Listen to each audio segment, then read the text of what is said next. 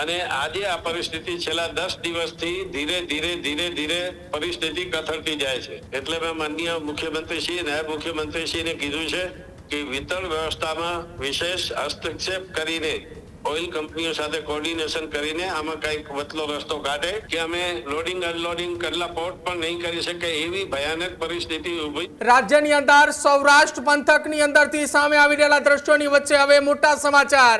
ડીઝલની અછતનો મામલો હવે મુખ્યમંત્રી ભૂપેન્દ્ર પટેલ સુધી પહોંચ્યો છે। રાજ્યમાં ઈંધણ પુરવઠો સુનિશ્ચિત કરવા માટેની એક રજૂઆત કરવામાં આવી છે। હજુ સુધી તમે અમારી ચેનલને સબસ્ક્રાઇબ નથી કરી તો અત્યારે જ ન્યૂઝરૂમ ગુજરાતને સબસ્ક્રાઇબ કરો, ફેસબુક અને ઇન્સ્ટાગ્રામ પર ફોલો કરો।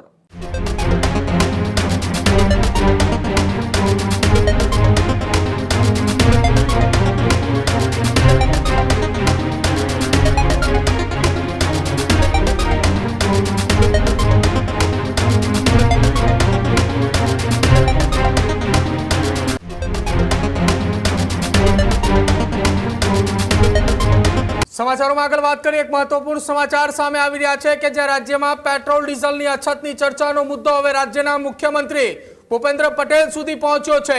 રાજ્યની અંદર સૌરાષ્ટ્ર પંથકની અંદરથી સામે આવી રહેલા દ્રશ્યોની વચ્ચે હવે મોટા સમાચાર।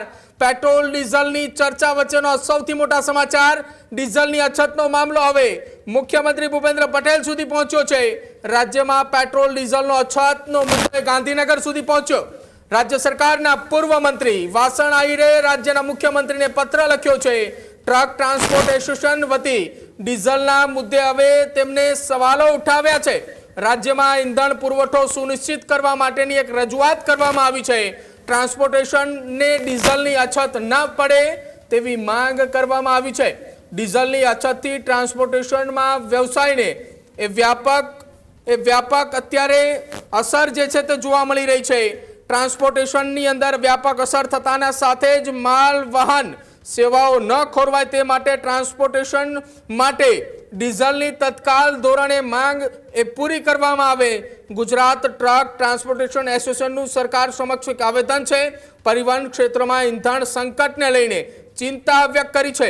રાજ્ય સરકારના પૂર્વ મંત્રી છે વાસણ આહિર કે જેમણે ડીઝલ પુરવઠા માટે સરકારને હસ્તક્ષેપ કરવા માટે રજૂઆત કરી છે, એક અપીલ કરી છે। આ સૌથી મોટા સમાચાર કહી શકાય કે ટ્રક ટ્રાન્સપોર્ટેશન એસોસિએશન વતી વાસણભાઈ આહિર છે કે જેમણે પત્ર લખ્યો છે આપણી સાથે ફોન લાઈન ઉપર। ટ્રક ટ્રાન્સપોર્ટેશન એસોસિએશન વતી જેમણે પત્ર લખ્યો છે રાજ્ય સરકારના પૂર્વ મંત્રી વાસણભાઈ આહિર છે, તેમની સાથે વાત કરીશું। વાસણભાઈ, સ્વાગત છે પહેલા તો ન્યૂઝરૂમમાં આપનું।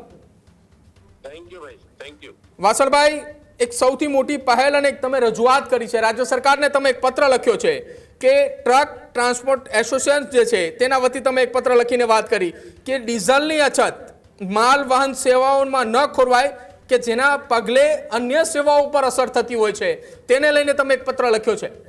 જી, ગઈકાલે જ માનનીય મુખ્યમંત્રી શ્રી, નાયબ મુખ્યમંત્રી શ્રી અને પુરવઠા મંત્રી શ્રીને મેં પત્ર લખીને એમના માયાળુ ધ્યાને મૂક્યો છે અને બધી જ વિગતો પત્રમાં મેં મોકલાવી છે। મારું અખિલ ગુજરાત ટ્રક ટ્રાન્સપોર્ટ એસોસિએશનનું હું અધ્યક્ષ હોવાને નાતે મેં આ ધ્યાન દોર્યું છે।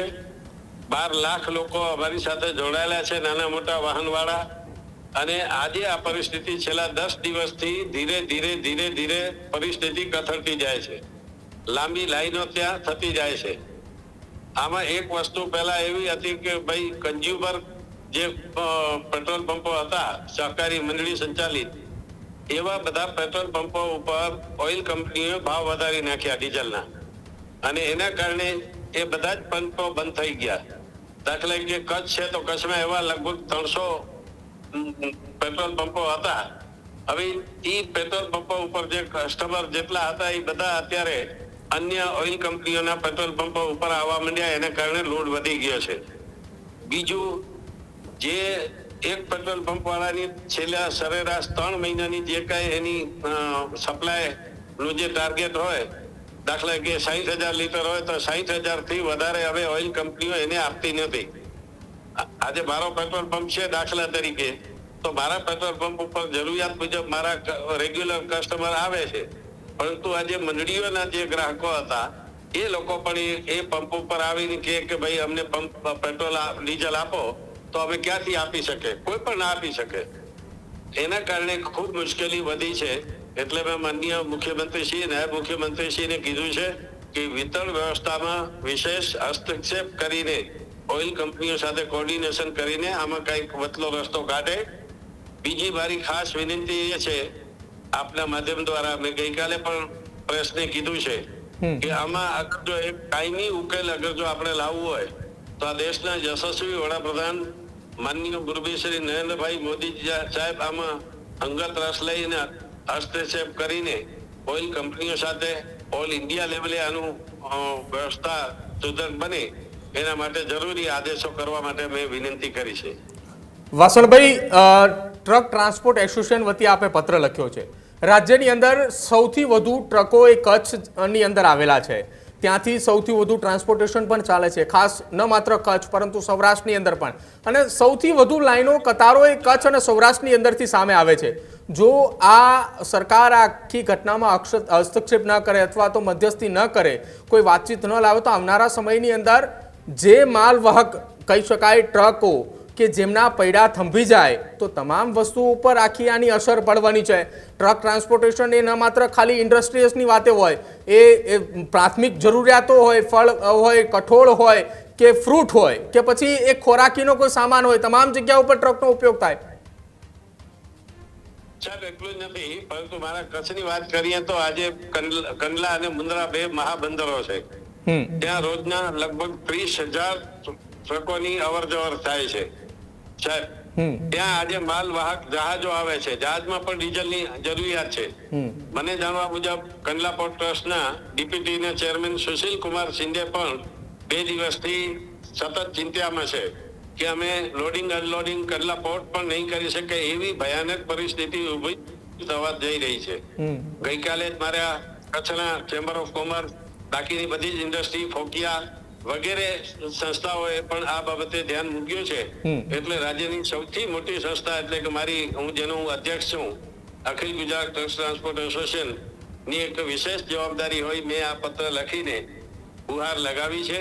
મને ચોક્કસ સંપૂર્ણ શ્રદ્ધા અને વિશ્વાસ છે કે જનપ્રિય મુખ્યમંત્રી આદરણીય ભૂપેન્દ્રભાઈ અને હર્ષભાઈ સંઘવી અંગત રસ લઈને આમાં રસ્તો કાઢશે અને આ બધી જ બાબતોનું નિચોડ અગર જો આપણને દેખાતું હોય તો દેશના યશસ્વી વડાપ્રધાન માનનીય મુરબી શ્રી નરેન્દ્રભાઈ મોદી આમાં મધ્યસ્થી કરીને અમારો સહારો બને એટલી મેં વિનંતી કરી છે. આભાર વાસણભાઈ, અમારી સાથે વાતચીત કરવા બદલ. તો રાજ્યના ટ્રક ટ્રાન્સપોર્ટ એસોસિએશનના એ પ્રમુખ હતા વાસણભાઈ આહિર, જેમની સાથે આપણે વાતચીત કરી, જેમણે જણાવ્યું કે રાજ્યની અંદર 12 લાખ કરતાં પણ વધુ ટ્રકો છે અને તે તમામની એ જરૂરિયાત છે, અને સૌથી વધુ કચ્છની અંદર કે જ્યાં હજારો નહીં પરંતુ લાખો સંખ્યાની અંદર ટ્રાન્સપોર્ટેશન થઈ રહ્યું છે. કંડલા બંદર ઉપર માલ લોડિંગ અને અનલોડિંગ કરવાની અંદર પણ છેલ્લા 2-3 દિવસથી ચિંતાનો વિષય છે. અને આ તમામની વચ્ચે ડીઝલની અછતને લઈને જે અત્યારે ચર્ચાઓ ચાલી રહી છે, જેમાં ટ્રક ટ્રાન્સપોર્ટેશન એસોસિએશનના પ્રમુખ અને રાજ્ય સરકારના પૂર્વ મંત્રી વાસણભાઈ આહિરે રાજ્યના મુખ્યમંત્રી, નાયબ મુખ્યમંત્રી તમામને પત્ર લખ્યો છે અને સાથે જ સમીક્ષા કરી અને આખી આ ઘટનામાં એ જે અત્યારે ચર્ચાઓ ચાલી રહી છે, અછતની વચ્ચે જે બજારની અંદર અફવાઓ ચાલી રહી છે, તેની અંદર તેઓએ સ્વૈચ્છિક રસ લઈ મધ્યસ્થી કરી અને સાથે જ પુરવઠા વિભાગના જે તે અધિકારીઓ સાથે સંલગ્ન બેઠકો કરી આ તમામ વાતનો અંત અને નિરાકરણ લાવવું એ ખૂબ અત્યારે જરૂરી બની ચૂક્યું છે. હજુ સુધી તમે અમારી ચેનલને સબસ્ક્રાઇબ નથી કરી તો અત્યારે જ ન્યૂઝરૂમ ગુજરાતને સબસ્ક્રાઇબ કરો, ફેસબુક અને ઇન્સ્ટાગ્રામ પર ફોલો કરો.